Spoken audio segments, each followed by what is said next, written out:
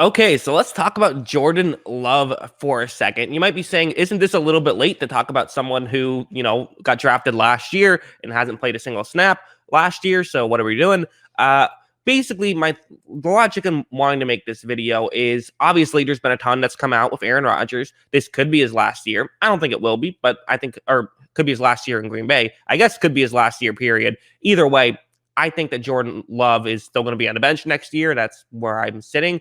But at the same time, I kind of wanted to go back and watch some tape and really feel, figure out how I feel about him. Because I remember last year, I didn't feel that strongly about him, but I've also done a lot of research in figuring out what tends to translate to the NFL and what doesn't. And I think try to do a better job of evaluating guys. So I wanted to go back and watch the tape, and I can certainly see why I had some concerns with him. I can also see why some people fell in love with him. And so let's talk about both of those two things. So like a play like this is just going to be the ultimate, like this is what he can do. So it's a cover two zone.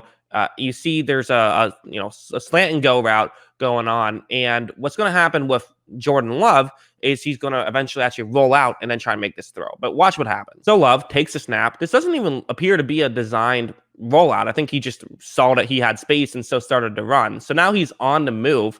And really, the first thing I'm going to want you to watch is the quickness of his throwing motion, because that's something that actually matters a lot more than people realize. I know you kind of think like, all that really should matter is how the throw is. No, actually, quickness of throwing motion tends to be something that translates well to the NFL. And you do need a better throwing motion to have success in the NFL. I don't know why, really. That's just the case. But watch. Beautiful, quick throwing motion, and then great accuracy while off balance. I mean, that's very good.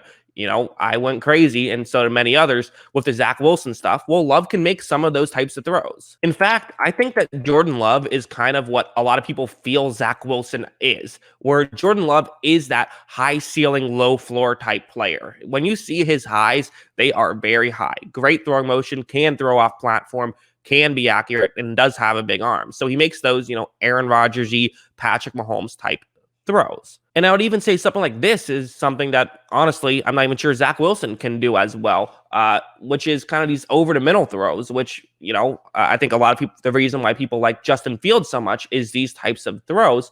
And Love is great at them. He can make, again, just some beautiful throws. And watch this one. I mean, as you see, you're going to see, again, a quick throwing motion, gets it there quickly. And look at this power, perfect accuracy, perfectly timed throw, because he had to get it in between the gap and coverage right there. So all of that just really, really well done. So I think that's the first thing we should talk about with Jordan Love is just the beautiful arm motion and great arm talent as a whole. That's all, without a doubt, very well done and very good. So then I guess some people might be wondering, well, then what are your concerns? If his arm talent is great and his pocket presence is good too. And that's something that I talk about more than other people, because that is something that, again, that carries over to the NFL. And that's something that's underlooked, is guys who have good pocket presence tend to be successful in the NFL. Guys who don't tend to not be successful in the NFL.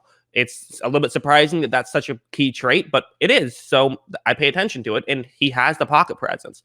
The main issue with Jordan Love, the number one thing is just he'll make some dumb decisions, quite frankly. And part of it is, I think that his team was down so much that he kind of feels like he has to try and make every throw, even if it's a throw that he should just throw away and live to see another down. But it should still be mentioned, because there were a ton of times when, Utah State was just down big, and so he starts firing and throws an interception. Like right here is a perfect example of one. It's going to be man coverage. You see there's a receiver running a route over the middle. This is pre-snap, a good read. Like pre-snap, this is what you should throw to, because on paper should work. It's a route that tends to work against a type of coverage. You just wait until he gets past the middle linebackers, sort of middle of the field area, and then you make that throw. And watch right when this play starts. So I mean, you could make this throw right here. There is kind of some separation, so Jordan Love could make this throw. But the issue is that number 5, the defensive back, it's just too close. So while yes, at this time it would make sense, I just think there's not enough separation,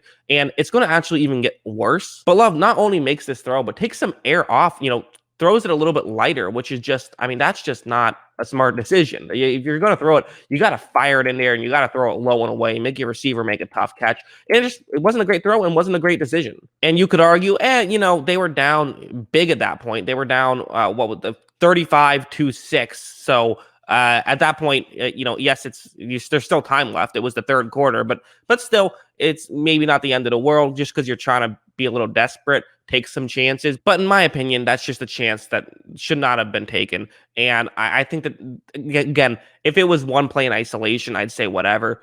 It's not. It's kind of a habit. I mean, if you're a numbers guy, which I am not, but if you are, he did throw a good amount of interceptions his last year, but he didn't throw as many the year before, so maybe that's something. I don't really care about that. That's those numbers, whatever. I see him make some bad decisions. It's something you can't miss when you watch the tape. There are some bad decisions there, which is why there is kind of that boom or bust factor of maybe it's just because he feels like he has to do everything for Utah State.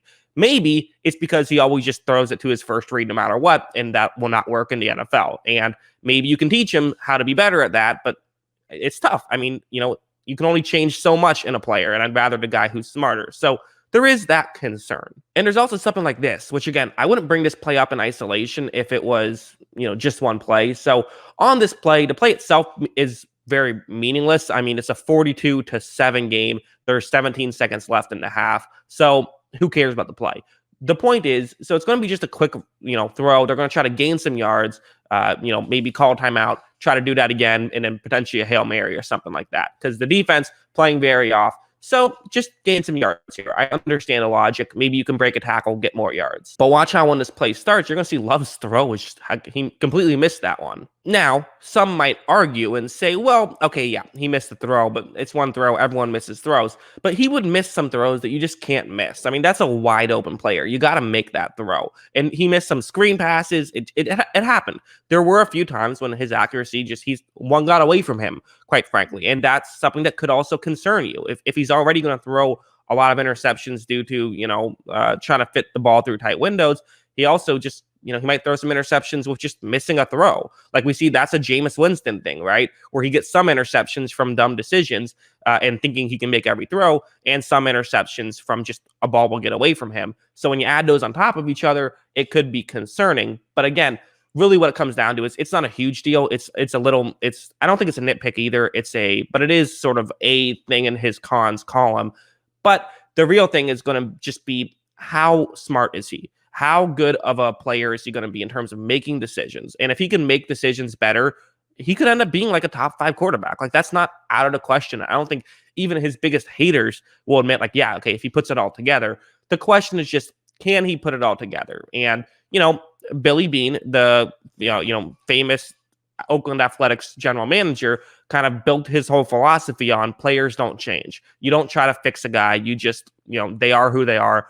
But at the same time, players do change sometimes. So there's that factor in. And I mean, especially with quarterbacks, it feels like a lot of players change. And almost every quarterback is, more smart 5 years into their career than they are at the beginning of their career or in college. So that's why it's such an interesting prospect. And obviously learning behind Rodgers should help him. But I don't know. It's interesting. I personally believe the Packers are better off with Aaron Rodgers. And I also think that Jordan Love, there might be some growing pains, which is going to be tough because, it's not his fault. He's been thrown into this situation. But yeah, kind of wanted to make a video, talk about him as a player. What do you guys think? Do you agree with my assessment of Jordan Love? Do you disagree? Let me know in the comments below. Always love hearing from you. And of course, as always, thanks for watching.